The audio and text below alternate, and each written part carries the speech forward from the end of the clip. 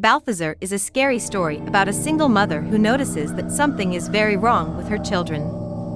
I'm a single mother. My husband left me a few years ago for another woman. Ever since then, I have been raising our two sons alone. Eric is 8 years old and Andrew is just 6. The other day, I was in the kitchen preparing dinner. I saw Andrew in the backyard. He was playing football with someone, but I couldn't see who it was. All I could see was Andrew kicking the ball and someone else was kicking it back to him. I assumed it was his brother Eric. I was startled when I heard footsteps coming down the stairs and Eric came in and sat down at the table. I wondered who Andrew was playing with.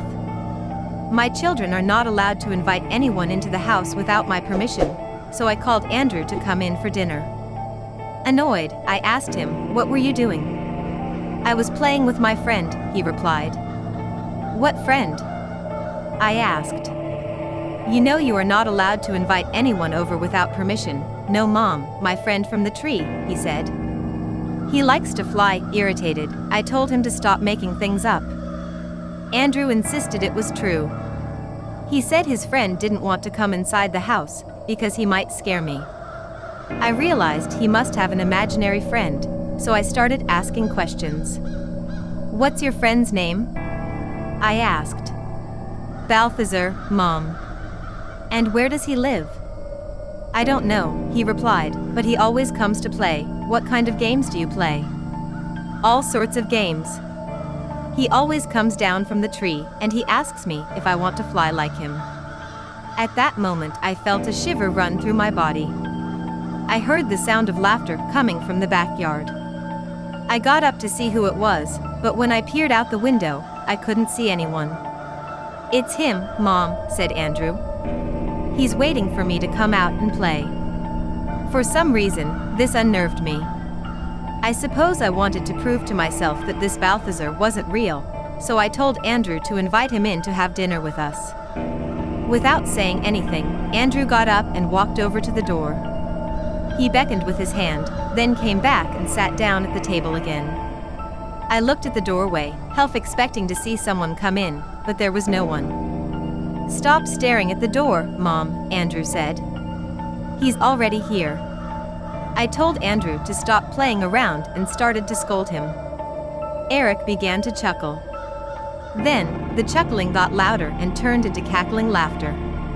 It sent a chill down my spine. I scolded Eric, but he wouldn't stop. His cackling just grew louder and louder. It sounded evil and malicious.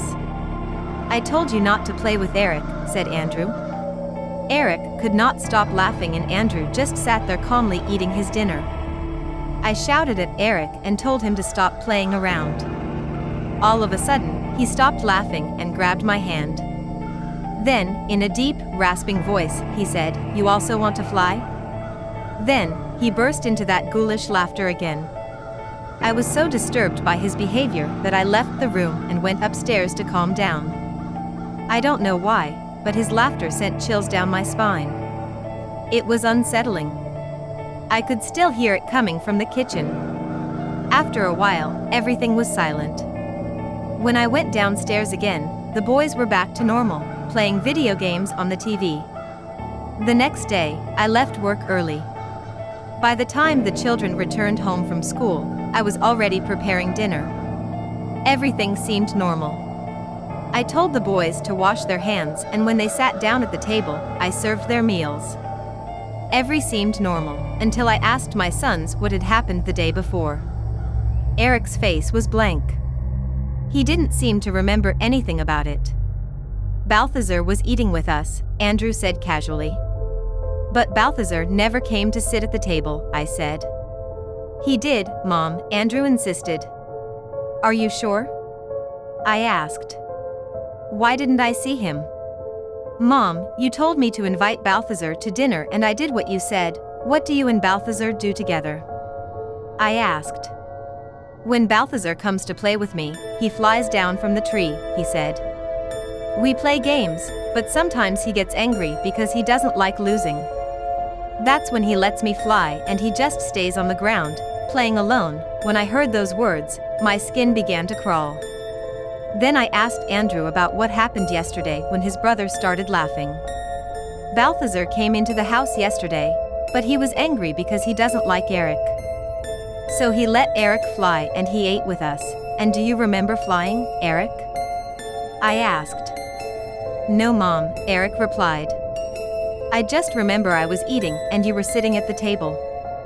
Then, I closed my eyes and when I opened them, you were upstairs in your room. I felt sick to my stomach. I was finally beginning to understand what he was saying. This Balthazar had possessed my son Eric right in front of my eyes. Andrew, who is this Balthazar? I demanded. Mom. Remember those 2 children who were burned up in the fire? When he said that, the blood ran cold in my veins. Yes, I answered hoarsely. Years ago, in a house not far from where we lived, a whole family had been killed. The house had been set on fire and it burned to the ground. All they found afterwards were charred remains. But that all happened a long time ago, before my sons were even born. How could they know about it? Well, the boy is Balthazar, Andrew said. Who told you about that fire? I demanded. Was it the other children in school? No, it was Balthazar, Andrew said. Sometimes at night, he comes down from the trees and he just stands there very still, watching you while you sleep. I keep telling him you don't like being stared at, but he doesn't listen. My stomach was churning and I felt like I was going to throw up. What did he tell you about the fire? I managed to croak. He told me one night he heard noises in his house and they woke him up. And when he peeked out the door of his room, he saw his dad lying dead on the ground. And then he heard a scream and he saw 2 men cutting his mother's throat. He said he and his sister ran and hid in the closet and they were really scared. After a while they didn't hear anything outside, but they were still afraid to leave. Then they smelled smoke and they couldn't see and it started getting really hot. And the last thing he remembered before he fell asleep was that his whole body was on fire. After hearing this, I was speechless. I've never been so scared in my life. And the worst thing is, my children don't know what is happening. Since then, I haven't been able to sleep a wink. I don't know what to do. I need help. My children are being possessed, and how can I sleep knowing that a dead child is watching intently at my bedside? Blue Wine is a spooky story about a Chinese man who has an encounter with a demon. There were 2 Chinese men, named Sung and Chuang, who lived in the city of Peking. Sung was a historian and Chuang was a magistrate. They had been the best of friends for years and spent a great deal of time together, eating, drinking and discussing Chinese history and politics. One night, the 2 men were indulging in a pleasant evening of conversation at the house of Chuang, eating delicacies that had been prepared by his servants and sipping warm wine from his cellar. One of the servants came in to interrupt them and Chuang was called away on urgent business. As he was leaving, he told his friend to make himself at home until he returned. While Sung was waiting, he decided to pour himself a fresh cup of wine. No sooner had he done this than the cup suddenly vanished from sight. Sung couldn't believe his eyes. He searched all over the room, but couldn't find the missing wine glass. Baffled and a little annoyed, he poured himself a second cup. This time, as he watched in disbelief, a dark blue hand emerged from beneath the table and snatched the cup away. Jumping to his feet in fright, Sung managed to get out of the way just as an enormous blue demon emerged from under the table. It glared ferociously at Sung and flared its nostrils. Trembling, he cried out for help and 2 servants rushed into the room, but it was too late. By the time they got there, the blue demon had disappeared. When Chuang returned and heard what had happened, he laughed at his friend and dared him to spend the night in the very room. Not wanting to seem like a coward, Sung agreed to this, making sure, however, that he could sleep with his sword by his side. It was a very special sword, having once belonged to a great Tartar general. As soon as a couch had been prepared for him, Chuang said goodnight and took his leave. It was late autumn and outside the wind caused the leaves to rustle.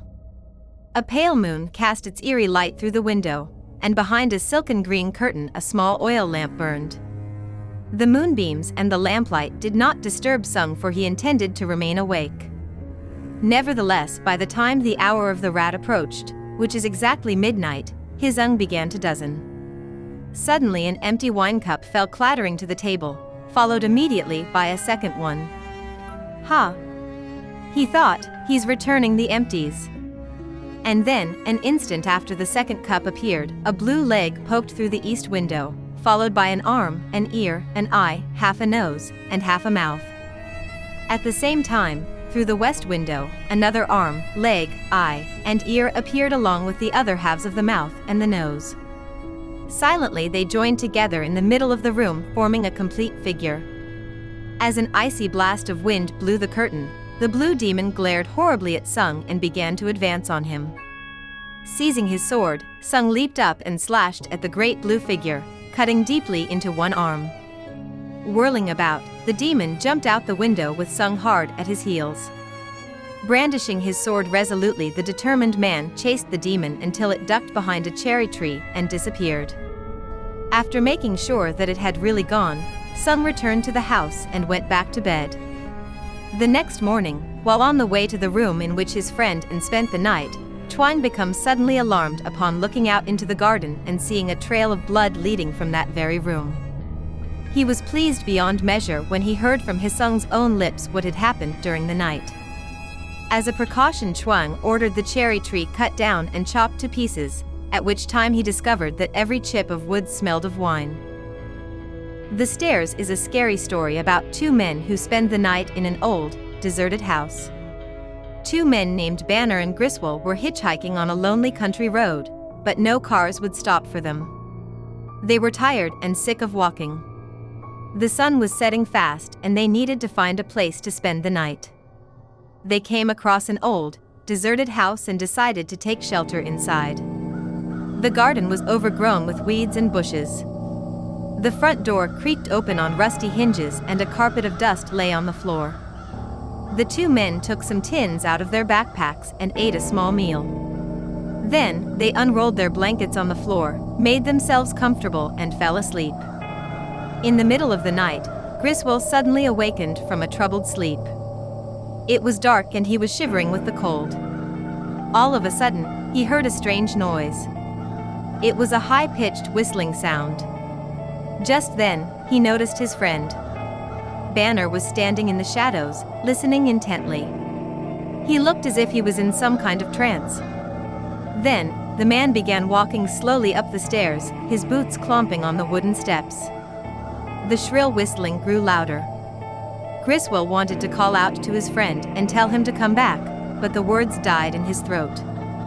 Banner kept walking up the stairs and eventually disappeared from view.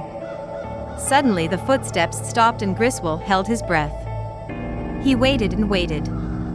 Then, he heard an awful scream that split the silence of the night and almost made him jump out of his skin. Then, the footsteps resumed and came back down the stairs. Griswold was trembling with fear as he saw a pair of boots walking slowly down the stairs. In the moonlight, he could see a groping hand on the banister. A ghastly chill ran down Griswold's spine when he saw the other hand. It was clutching a bloody hatchet. Then he caught sight of his friend's face. It was deathly pale. His eyes were glazed over and his mouth was twisted in a ghoulish grin. Blood was dripping down his forehead from a huge gash that almost split his skull in two. Griswold let out a blood-curdling shriek and fled from the house. He ran blindly through the pitch-black night, desperately trying to get away from the old house. He ran and ran, all the time imagining his friend chasing him with his bloody axe and his bloody head and his ghastly death grin. He ran and ran until he collapsed exhausted. In the morning, he managed to find a police station and told the sheriff what he had seen. Together, they went back to the old house to check it out. Griswold's blood ran cold at the thought of what they might find. The sheriff opened the creaking door and looked inside. Griswold peered nervously over his shoulder. On the floor, he saw his friend. Banner was lying face down in a pool of blood, his head almost cleaved in half. His dead hand was still clutching the handle of the hatchet. The blade of the hatchet was embedded into the floor. at exactly the same spot where Griswold's head had been lying the night before. The sheriff searched the house from top to bottom, but he didn't find another living soul. The Old Man is a scary story about a mysterious character who lives in an old, crumbling house by the sea. The old man lived all alone in an ancient, crumbling house near the sea. His garden was overgrown and neglected, and his house was surrounded by old, gnarled trees. He was a recluse and rarely ventured out of his home. No one knew his name or where he came from. Those who saw him said he had long black hair, a wrinkled, leathery face and dark, piercing eyes. Sometimes, neighbors would see him hobbling around on a cane. The old man was rumored to be both extremely rich and extremely feeble. There were rumors that he kept a fortune in gold hidden away somewhere in his dusty abode. Young boys loved to taunt the old man, shouting at him and calling him names whenever they passed his house. Sometimes they would even throw rocks at his house and break the window panes of his dwelling. Occasionally, some of the older kids would steal up to the house and peer in through the dusty windows just to catch a glimpse of him. One night, 3 criminals decided to rob the old man. They parked their car outside his house and sat there in the darkness, waiting until the time was right. Their plan was to threaten the old man and make him tell them where his fortune was hidden. If that didn't work, then they would beat it out of him. The moon was shining down on the ancient house and the wind was blowing through the branches of the old, gnarled trees. When the lights in the house went off, 2 of the criminals got out of the car and made their way up to the front door. They put on black masks to cover their faces and rang the doorbell. The 3rd criminal sat in the car, waiting nervously for his companions to return. He kept checking his watch and wondering what was taking them so long. Just after midnight, he heard hideous screams coming from inside the ancient house. He hoped they didn't beat the old man to death. If he died before he could reveal where his treasure was hidden, they would have to search the whole house from top to bottom. That could take all night. Just then, he heard footsteps coming down the path and the sound of someone opening the lock on the gate. In the dim glow of the streetlights, he strained his eyes to see, but when he looked, he didn't see what he had expected. The next morning, an abandoned car was found parked outside the old man's house. The police checked the license plates and discovered that it had been stolen. They returned it to its rightful owner. A few days later, 3 unidentified bodies washed up on the beach. The corpses were horribly mangled and mutilated. Every single bone in their bodies had been broken and their heads were crushed beyond recognition. The 3 bodies had been reduced to little more than 3 rubbery piles of flesh. The discovery of the bodies on the beach caused a lot of excitement in the little seaside town. That summer, it was all anyone could talk about, and nobody could figure out who they were or what had happened to them. Still, whenever people passed by the old man's house, they felt a little involuntary shiver of fear run down their spines. Young boys didn't shout at the old man or call him names anymore, and nobody dared to sneak up to his house and peer in his windows for fear of what they might see. Drinking water is a creepy urban legend from Japan about a little girl who leaves her apartment one day and goes missing. There was a little girl who lived in an apartment building. One day, she told her mother she was going out to play with her friends. Hours later, when the girl's mother went down to call her in for dinner, she realized that her daughter was nowhere to be found. The mother asked all of the kids who lived in the apartment building if they had seen her daughter. They all told her they hadn't seen the little girl all day. The awful realization sank in. The little girl was missing. The girl's parents called the police and a search of the surrounding area was launched. All of the other parents in the apartment building joined in the search, but it was fruitless. In the end, the little girl was never found. 3 months later, the residents of the apartment complex began to complain about their drinking water supply. Whenever they turned on the water taps in their apartments, they noticed a strange odor. Gradually, the apartment manager started to receive more and more complaints from the residents about the taste and smell of their water. He decided that something had to be done and told the janitor to test the water in the storage tanks on the roof. The janitor went up on the roof and began removing the lids from the tanks and checking the chemical content of the water. When he got to the last tank, he lifted the lid and was hit with an overpowering stench. Gazing down into the murky depths, he was able to make out something floating in the water. It was the decomposing body of a child. After the police conducted an autopsy, they were able to confirm that it was the corpse of the little girl who had gone missing 3 months before. It seemed that she had been playing on the roof when the lid of the water storage tank was temporarily removed. Apparently, she looked into the tank and must have accidentally fallen into the water and drowned. The girl's corpse lay there, undisturbed, for 3 whole months. And for 3 whole months, the inhabitants of the apartment had unknowingly been drinking the water that the little girl's decomposing corpse was floating in. Clean Kill is a scary horror story about a young woman who encounters a strange man in the woods. It was a cold and windy night. Karen Ledger was standing on the dock, clutching her suitcase and waiting anxiously for a boat to arrive. It was dark and she glanced around nervously. She had the strangest feeling that someone was watching her. All of a sudden, she heard a rustling noise in the bushes behind her.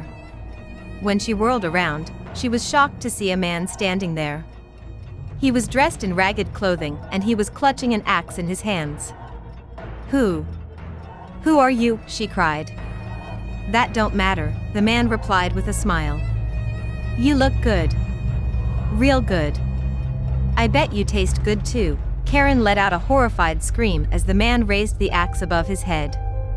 He brought it crashing down with a loud thunk. The razor-sharp blade embedded itself in her skull, killing her instantly. The man was pleased.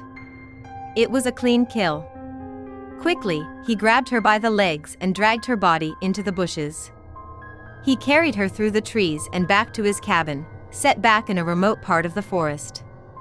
He dumped her in the bathtub, pulled off her clothes, then went out to the shed to fetch his chainsaw. It was messy work, but after a few minutes, he had chopped her body into pieces. The man roasted the legs in the oven and made a soup from eyeballs and severed fingers. Then, he sat at the table and gobbled down as much as he could eat, savoring the taste of human flesh. Later that night, while he was going through her coat pockets, he found a letter.